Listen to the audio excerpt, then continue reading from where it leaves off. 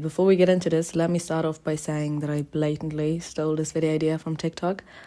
I don't know who started it exactly, but I'll link you some of the TikToks I saw down below, because I might be a thief, but I am an honest thief, at least. Now, weird, creepy books for weird, creepy girls. Exciting stuff. I mean, it is spooky season, after all, and what better way to get in the Halloween spirit than read some disturbing feminist literature? Am I right, ladies? Then again, if you're like me, and you're a bit of a disturbed feminist all year round, I'm hoping that one of the books I mention will be to your liking, even if you find this video in any other season. The books all have in common that I probably would not recommend them in the context of a nice little dinner party with people I'm not already friends with, or on a first date. They're definitely more third date material, and that's if the dates are going well. I have 5 books for you today, with genres ranging from horrors to thrillers to just weird, and they all have some feminist undertones to them. Some of them more obviously, with others you have to squint a little bit, but they are there. Yep, I think that's it. So I hope you enjoy this video. Let me know if you like the recommendations. Starting off with a book that came out just last month, so it's fresh off the printing press, Rouge by Mona Awad, an author that might be familiar to some of you out there, because she has written the weird girl staple, Bunny. Reading Rouge was a fucking experience, let me tell you that.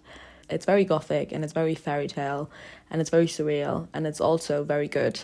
The protagonist of the story is a woman called Belle, short for Mirabelle.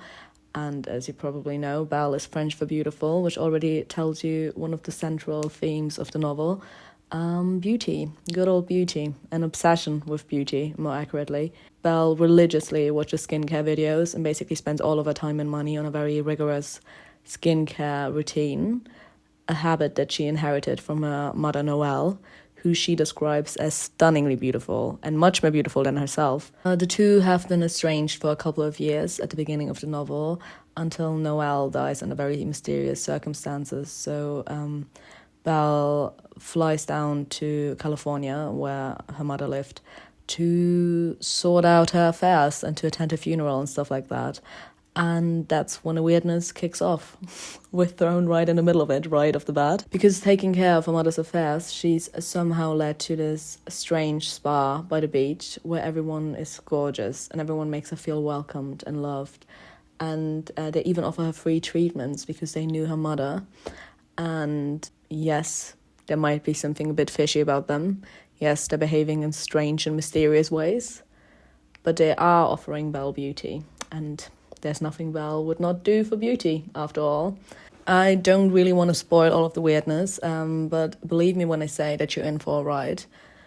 Red high heels play a role, and jellyfish, and Egyptian mythology, and Tom Cruise. Not necessarily in that order. But yeah, weirdness galore. I feel like on the surface, the book is such a well-done critique of the beauty industry.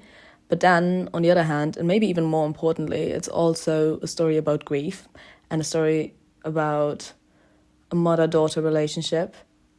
And if that sounds like your cup of tea, I highly recommend that you pick it up. Okay, moving on to another recent read of mine, and also the book that made me want to do this video. I mentioned it in my last vlog, so if you watched that, you might already know which one I'm talking about.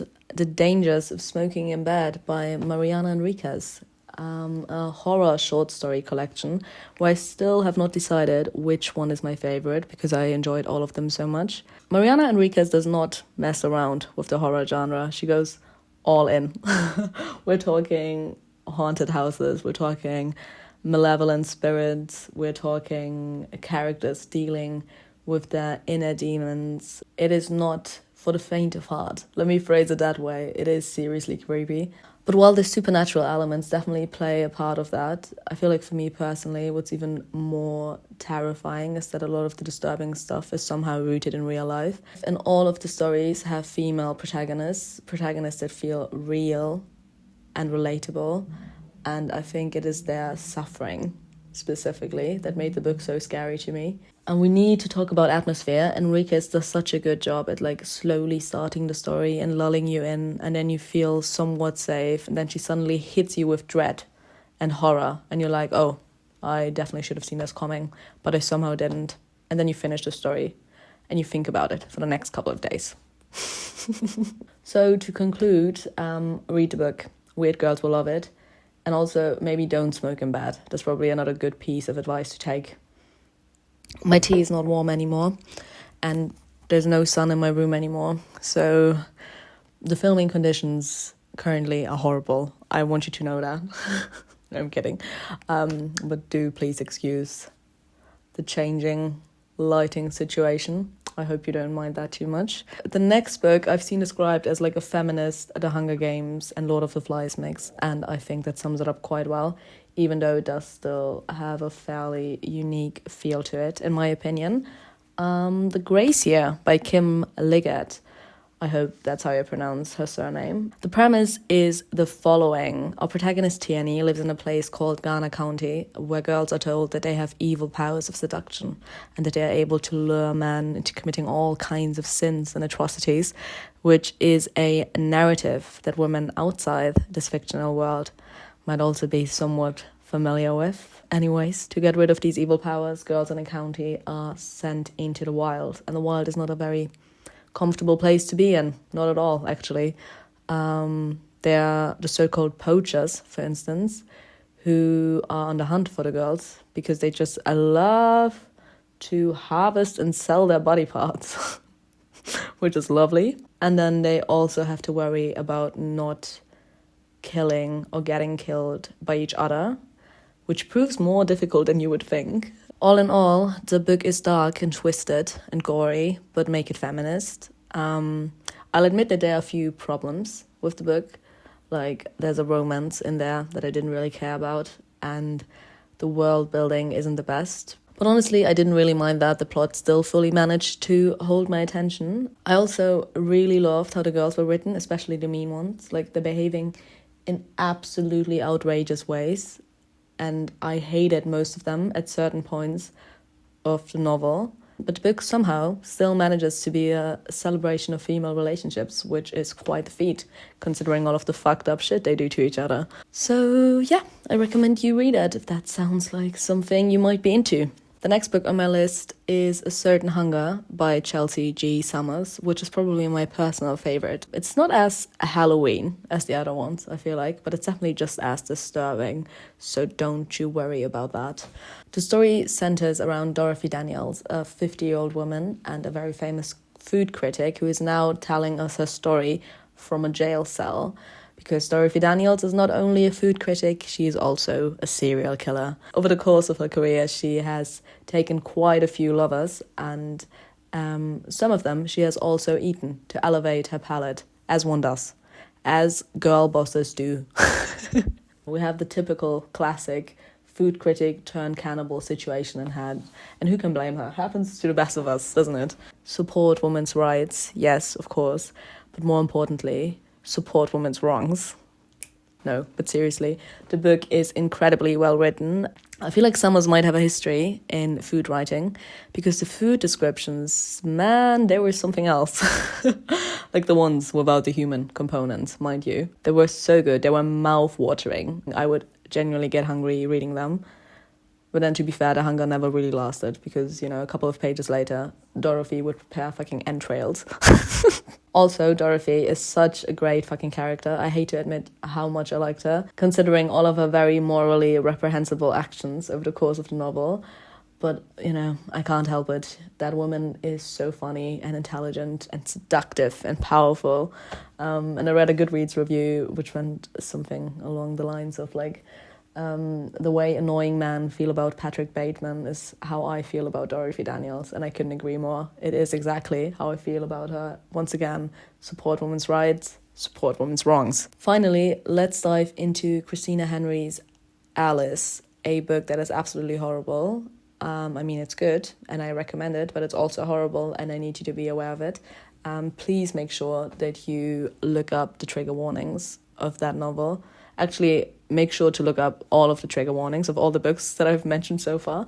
But with this one especially, there's very graphic stuff in there. And while I personally did understand why it was in there, I didn't feel like it was sensationalizing anything. I did read reviews where people thought otherwise. So, do your research, make sure that you're prepared going into the novel. Alice is a very loose retelling of Alice in Wonderland by Lewis Carroll. And when I say very loose, I mean very loose. Like, there are no nice little tea parties and there are no wide-eyed adventures. Instead, Alice at the beginning of the novel is in a very sinister asylum where she was sent 10 years ago after something very traumatizing happened to her, which left her mental state quite fragile. And the only person she can talk to is Hatcher, another inmate who lives in a cell next to her and who also isn't in the best state of mind. But then something happens and they're able to break out of the asylum, and together they venture out into a very nightmarish wonderland where everything's dark and grotesque and fucked up things happen. So Alice really isn't your typical fairy tale retelling. It's very gritty and disturbing, and like themes such as trauma and survival and vengeance are explored, like while reintroducing characters from the original, characters that you can't necessarily trust. To quickly summarize, Alice is basically the result of Lewis Carroll's Wonderland going through like a horror movie makeover, and everything's bad in there and nothing feels safe. But it's so imaginative and so unique and very good. So I do really recommend it, even though it is absolutely horrible. Okay, that was it. We made it to the end. Thank you very much for watching. I hope you enjoy some of the recommendations, and I will see you soon. Stay safe.